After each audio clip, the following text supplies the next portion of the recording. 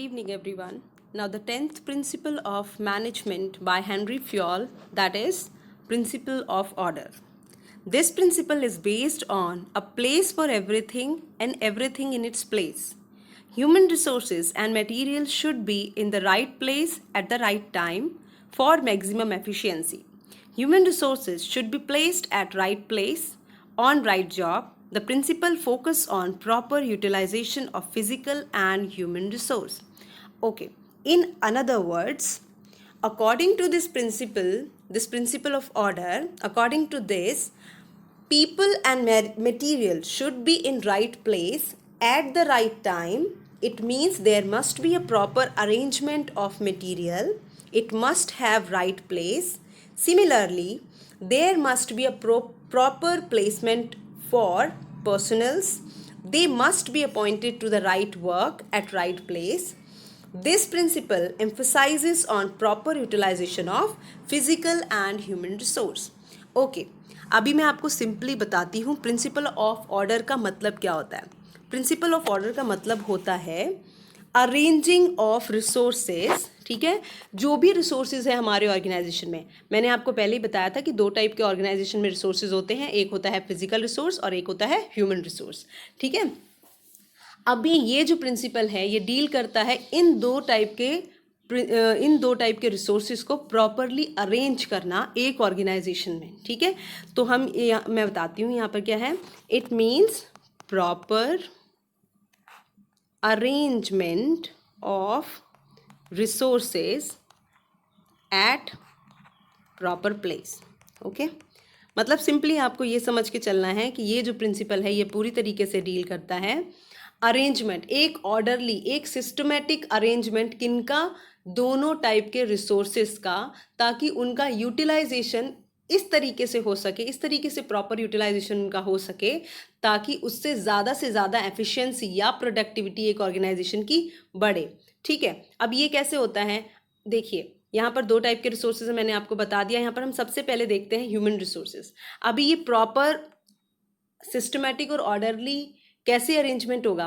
देखिए, अगर human resource है, ह्यूमन रिसोर्स में कौन आता है, जो स्टाफ हैं, एम्प्लॉयज़ हैं, वर्कर्स हैं, चाहे टॉप लेवल हो, लोअर लेवल हो, या एकदम मिडिल लेवल हो, या फिर एकदम टॉप लेवल हो. ठीक है, ये जो भी है डिपार्टमेंट्स अकॉर्डिंग टू जो मैं अरेंजमेंट आपको बता रही हूँ, टॉप, मिडिल और लोअर लेवल. ठीक है, तो इसमें जो वर्कर्स होते हैं या जो भी एम्प्लॉयज़ होते हैं या जो भी टॉप लेवल मैनेजमेंट में होते हैं, उनको इस तरीके से अरेंज करना, इस तरीके से उनको जॉब उनकी अलॉट करना या प्रोवाइड करना ताकि वो वहाँ पर प्रॉपर वर्क कर सकें.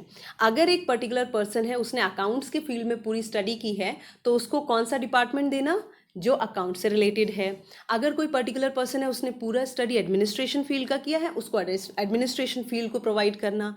ठीक है, अगर एक लेवल है ऐसा कोई लेबर है जिसका स्किल किसी पर्टिकुलर, फॉर एग्जांपल कटिंग, या फिर for example in any type of work places, जिसमें स्किल है, उसको उस तरीके का जॉब प्रोवाइड करना. मतलब कि हर एक ह्यूमन रिसोर्स को उसका प्रॉपर प्लेस प्रोवाइड करना, प्रॉपर जॉब प्रोवाइड करना, ताकि वो प्रॉपरली वर्क कर सके और जिससे कि यूटिलाइजेशन हो सके उन रिसोर्सेज का प्रॉपरली, और ज़्यादा से ज़्यादा प्रोडक्टिविटी या एफिशिएंसी एक ऑर्गेनाइजेशन की बढ़े.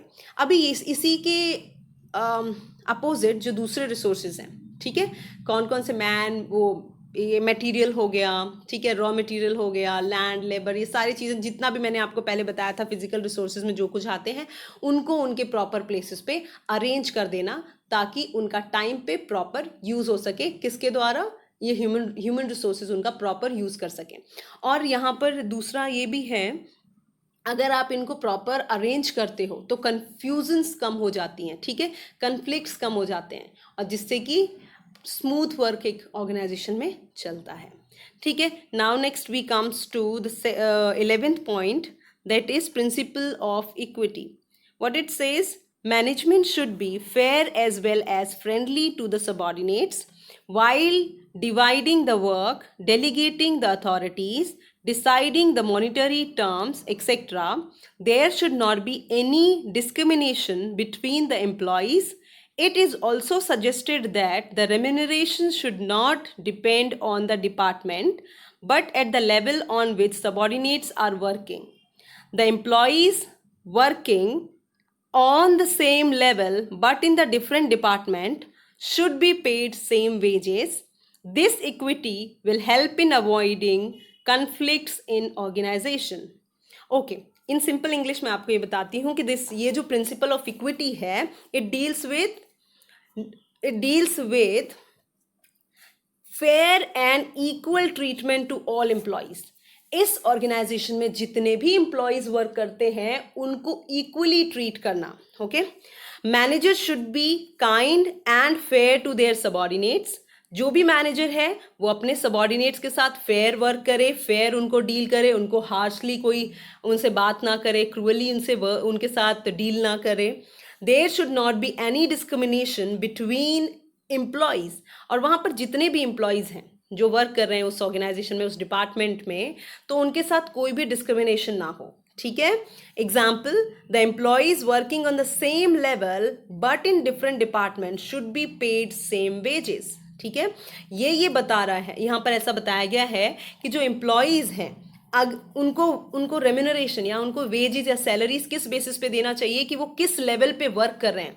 लेवल मैनेजमेंट पे पहले से ही डिसाइड कर दिया जाता है, level of work, top level, lower level, top level, middle level and lower level. तो यहाँ पर ये बताया गया कि वेजेस या सैलरीज उनके लेवल के हिसाब से उनको दिया जाना चाहिए, ना कि डिपार्टमेंट वाइज. ओके, जैसे कि कोई ह्यूमन रिसोर्सेज में डिपार्टमेंट में काम कर रहा है तो उसको अलग सैलरी दिया जाए, और कोई फाइनेंस डिपार्टमेंट में काम कर रहा है उसको अलग सैलरी दिया जाए. ये कहा जाए कि नहीं, फाइनेंस वाला तो बहुत ज़्यादा वर्क करता है, वो ये इससे डील करता है, उससे डील कर, फाइनेंस से डील करता है, इसलिए उसको ज़्यादा सैलरी प्रोवाइड होना चाहिए, और ये ह्यूमन रिसोर्स में काम करता है तो इसको इतना कम देना चाहिए सैलरी. तो ये डिस्क्रिमिनेशन वहाँ पर नहीं होना चाहिए. जो भी है सैलरीज का या वेजेस का डिफरेंशिएशन उनके लेवल वाइज होना चाहिए. मतलब कि देखिए, आपने देखा ही होगा कि रिक्रूटमेंट होती है, जब भी कभी जॉब्स निकलती हैं तो वो भी लेवल वाइज निकलती हैं, A grade, B grade, C grade, ऐसे करके. तो वैसे ही मैनेजमेंट में भी लेवल्स डिसाइड कर दिए जाते हैं, होता है top level, middle level and lower level. ठीक है. तो जो भी, अगर कोई भी एम्प्लॉय किसी भी ऑर्गेनाइजेशन में, डिफरेंट ऑर्गेनाइजेशंस में है, और उनको सैलरी उनके level of management, level of department पे ही मिलनी चाहिए, ना कि उनके किस तरीके के डिपार्टमेंट में वो वर्क कर रहे हैं उस पर डिसाइड नहीं होना चाहिए. ठीक है. तो आगे क्या बता रहे हैं, their wages should not be depend on department. ठीक है, उनकी वेजेस डिपार्टमेंट पे बिल्कुल भी डिपेंड नहीं होनी चाहिए, but the level at which they are working. जिस लेवल पे वो वर्क कर रहे हैं उस पे ही उनकी सैलरी डिसाइडेड होनी चाहिए, फिर चाहे वो कोई भी मैनेजमेंट